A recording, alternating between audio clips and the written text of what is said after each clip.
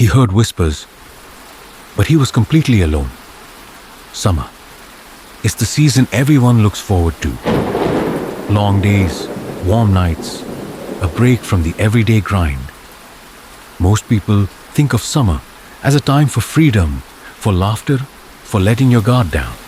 But the truth is, that's when some of the darkest things can slip right through the cracks. When the sun is bright, you think you're safe. When you're sitting by the lake, you think nothing could ever happen. But in the heat, something starts to stir. Old secrets, old stories, things people try to forget. Maybe you felt it yourself. That little chill on the back of your neck even though the air is warm. That feeling that someone is standing just behind you. Or the sense that you're being watched, even when there's nobody around. In places that look ordinary during the day, campgrounds, hiking trails, old swimming pools, something else is waiting when the light starts to fade. Sometimes it's a shadow. Sometimes it's a voice calling your name from the dark. And sometimes it's something you never see at all. Tonight, I'm going to share 3 true stories that happened in the summertime. Stories about people who were just trying to enjoy the season. People who thought they were safe. People who thought nothing bad could ever happen in the daylight. They were wrong. These are the stories of what really happens when you look away for just one moment. When you trust the warm breeze and the clear sky a little too much. When you forget that the things waiting in the dark don't care what month it is. Stay with me, because by the time the sun comes up again, you may never look at summer the same way. They said the lake was bottomless, but that wasn't the worst part. It was early June when Megan agreed to watch the house. She was 21, just out of college for the summer, and needed a little extra money before she started her new job. Her aunt owned a cabin in northern Minnesota, right on the edge of a cold, dark lake. From the front porch, you could look out and see nothing but water and trees. No other houses, no lights across the shore. Just miles of thick woods that felt like they were always waiting. Her aunt told her it would be easy. Just keep the place clean, feed the neighbor's cat twice a week, and lock the doors at night. Megan thought it sounded perfect. Peaceful, quiet, a chance to get away from everything. The first few days were fine. She spent her mornings reading on the dock and her nights watching movies with the windows open to let in the breeze. But on the 4th night, something changed. She was almost asleep when she heard it. A soft voice drifting across the water. At first, she thought it was a radio or maybe a boat passing by. But when she stepped onto the porch, there was nothing. Just the moonlight on the water and the hush of the wind in the trees. She told herself it was nothing. Just her imagination, or maybe a trick of the lake.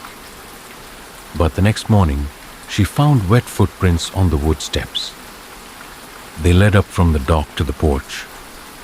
She crouched down and touched them. Still damp, still fresh. That night, she left a light on in the living room. Around midnight, she heard it again. A woman's voice, this time closer. It sounded like someone singing a lullaby. The notes were low and sad. She pressed her face to the window and looked out. The dock was empty. The water was still. Megan tried to sleep, but every time she closed her eyes, she thought she heard breathing by the door. The next morning, the footprints were back. More of them this time. She counted 12, all dripping wet, all leading straight to the front door. By the 5th night, she was too scared to stay inside. She sat up in bed with her phone in her hand, ready to call someone if she had to. Just before dawn, she saw movement out by the dock. A shape, standing ankle-deep in the lake water. At first, she thought it was a trick of the light, but then it moved. Slowly, like it was watching her. Megan couldn't make out a face. Only a pale outline against the dark water. She backed away from the window, her heart beating so loud she thought it might break her ribs. She didn't sleep at all. The next day, she drove into town and bought a small recorder. She wanted proof, something to show her aunt or the police. That night, she set the recorder on the windowsill and turned it on before she went to bed. When she listened to it the next morning, her hands started shaking. First, there was nothing but the sound of crickets. Then, after a few minutes, a voice whispered her name. Megan, over and over. Then more voices joined in, dozens of them, all saying her name in different tones. Some sounded angry, some sounded sad, some sounded like they were laughing. The recording ended with the creak of the bedroom door slowly opening. She knew she'd locked it. She always locked it. Megan called the sheriff that afternoon. He drove out to the cabin and listened to her story without saying much. When she mentioned the voices, he looked down at his hands. Finally, he told her that years ago, a girl about her age had drowned in the lake. They never found her body.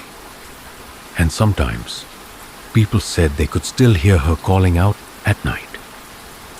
Megan didn't want to stay another minute. But before she left, she walked down to the dock one last time. She almost turned back, but something made her look down at the old wood planks. That's when she saw it.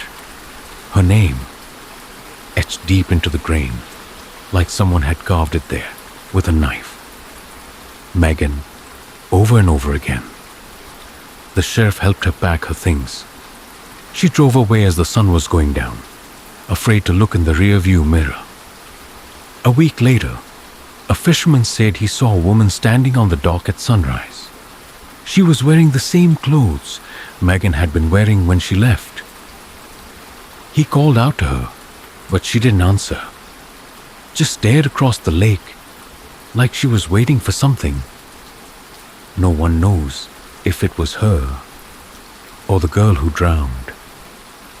What do you think those voices were? Would you have stayed another night? Outro summer brings light. It brings laughter. It brings warmth that seeps into your skin and makes you feel safe. But sometimes the shadows are darker when the sun is brightest. Sometimes, when the world feels the most alive, something else wakes up too. Think about the lake house, that quiet place where the water never stayed still, where a voice called out to someone who should have never heard it. And when she left, the shape on the dock was still watching. Think about the hiker, a young man with his whole life ahead of him. He wanted one last night alone under the stars. Instead, something out there waited for him. Something that took his thoughts, his face, and maybe even his soul. Think about the old pool, locked behind a fence for decades. Kids thought it was just another dare, but all along, something was down there. Something that reached up when no one was looking. People want to believe that bad things only happen in the dark. That if you stand in the daylight, nothing can touch you. But you've heard the stories tonight. You've seen how fast everything can change. How fast a warm summer night can turn cold. Maybe you felt it yourself. A voice you couldn't place. A shape you saw out of the corner of your eye. A moment you still can't explain, no matter how hard you try. So I'll leave you with this. Have you ever experienced something you couldn't explain? Which story haunted you the most tonight? Tell us in the comments. If you want more true horror stories, the kind you can't just shake off, subscribe to this channel. Share this video with someone who thinks summer is always safe. And remember, some things never stay buried. Not in the woods, not under the water, not even in the daylight.